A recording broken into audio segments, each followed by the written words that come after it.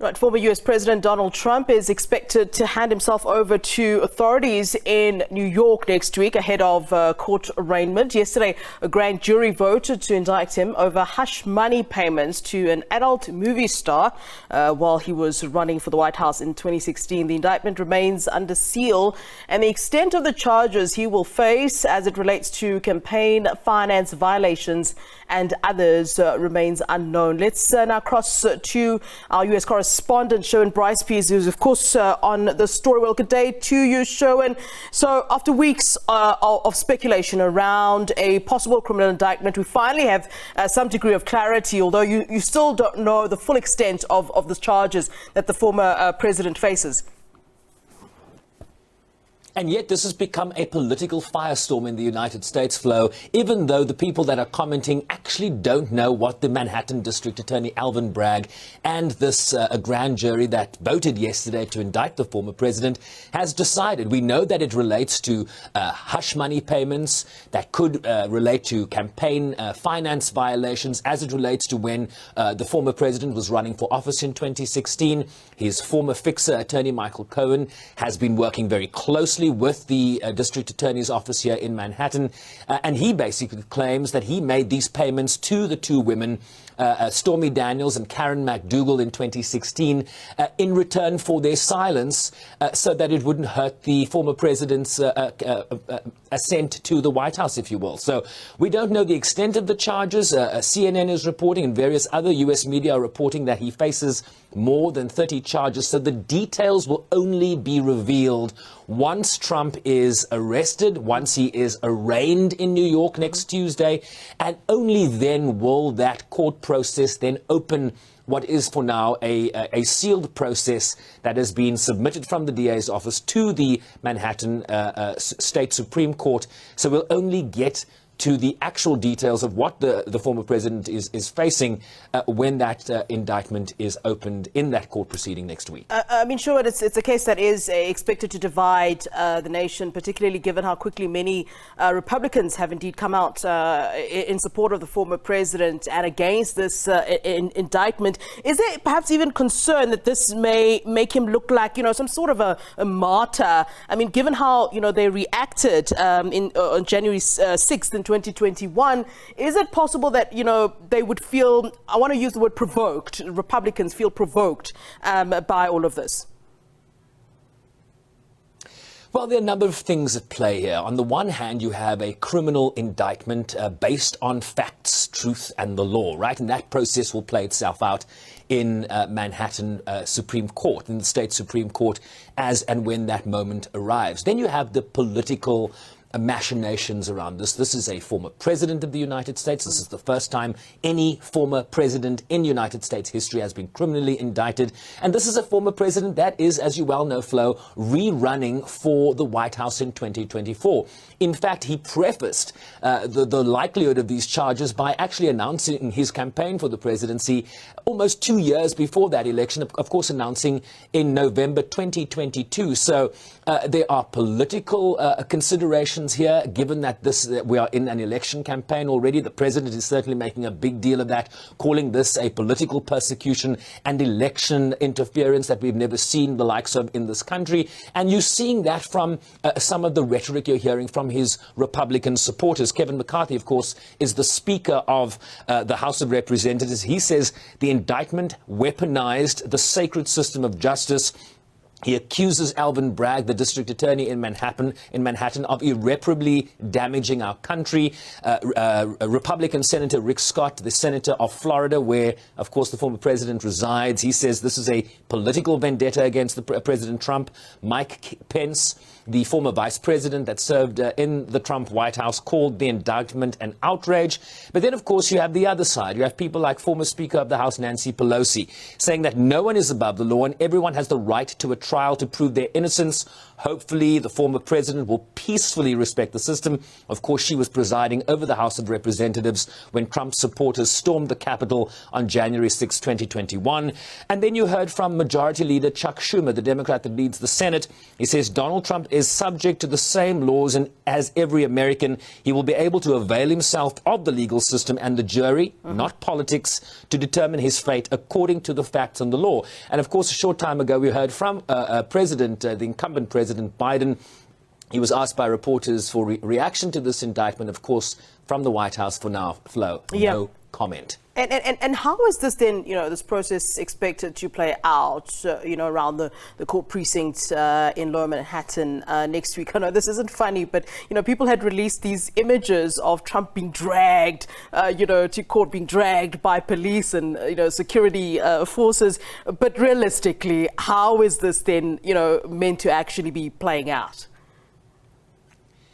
Yeah, artificial intelligence is going to get you into trouble as it relates to those pictures. We all saw them and we were all like, wow, right? But certainly not the fact for now. Donald Trump is a former president. He enjoys Secret Service protection, so there will be some coordination between local authorities in Manhattan and the federal agents that surround him on a day-to-day basis. We don't know if there'll be a perp walk, if he'll be taken in a side entrance into the basement. We know that certain accommodations are there for high-profile suspects or certainly people that will be indicted, but he will be photographed, right? There'll be a mugshot that will emerge soon after his court appearance. He will be fingerprinted. We don't know if the former president will be handcuffed, right? If there will be certain accommodations made for him given his status. But what we can tell you is that state security, local law enforcement, federal agents are all coordinating in terms of this. You can just imagine the media circus that will be outside the Manhattan Supreme Court come Tuesday morning. Everybody is going to want to see that shot of the president either walking into court or emerging from that. And we also don't know what sort of publicity the president himself, who is running for re-election, would seek to gain from this moment, right? The leverage he will seek to capitalize from this moment. Will he do a press conference? Will he speak to the media afterwards? These are all unknowns given the unprecedented nature of this flow. This is the first time a former president will appear in a criminal court case facing a criminal indictment. So anything could happen come Tuesday next week. All right, Sherwin, thank you so very much for that update. Of course, we'll be glued to our screens to see what indeed does take place. That's next week, Tuesday. All right, Sherwin Bryce-Pease, our correspondent there in the U.S. on the latest there on the indictment of former President Donald Trump, who's expected to hand himself over to authorities next week, Tuesday. No doubt we'll keep you updated with that story. But let's discuss it further. We're now joined via Zoom by Professor Christie. He is director for the African Center for the Study of the United States at the University of Pretoria. Thank you very much for joining us, Prof. We appreciate your time here on SABC News. Thank you, and thanks for having me. You're most welcome. Let's talk about this. I had kind of raised it with our U.S. correspondent, Sherwin Bryce-Pease, about, are we expected to see, supporters of Trump, Republicans, behaving in a similar fashion to how they did, during the January 6th Capitol Hill attack, or will we never see that again? I mean, I was saying to Sherwin that this might, to them, seem like some sort of a provocation. I wonder how you see it playing out indeed on Tuesday. Well, look, it could be a provocation, but I think that one of the good things that happened after the January 6th insurrection 2021 was prosecution, that has tended to serve as a deterrent to this kind of reckless behavior. There may be protests, but I think it would be much more peacefully organized and less violent than it was in 2021. So it's a possibility that you could have people. Trump has actually been insinuating and calling people to come out and protest this. So you have people come out on Tuesday. But another good thing is that he's going to turn himself in, as we have heard. So there will be it will not be as dramatic, as most people would expect. Yeah. And I mean, some people are even saying that, there are some sentiments that have been expressed that, in fact, this indictment may do the opposite of what it's supposed to. It may give Trump more support that's if he doesn't land up in prison for the next election. That, his supporters might maybe start to see him as their leader, their martyr of some sort. Could it have, the opposite effect of what it's, supposed to do?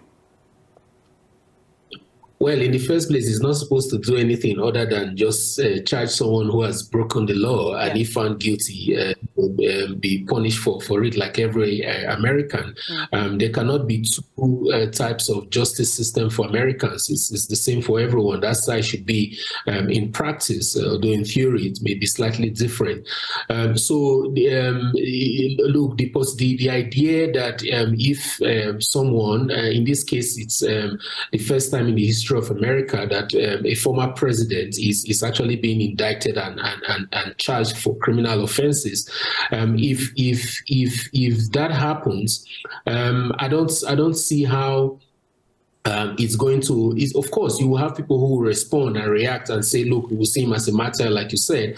But the fact of the matter is that a majority of Americans, as we have seen consistently in the 2016 and 2020 elections, do not actually support him. So yes, there may be those who will be fired up by his arrest, but you will, if he gets convicted, you probably get a lot of the independents, and the polls have already shown that the independents do not find him favorably, following this indictment. So you're going to have the Republicans keeping their base, the Democrats maintaining their base, and then the independents who have always swayed the election when they are close, in this case, have shown that they would not, tilt support for Trump, especially if he's convicted. Yeah.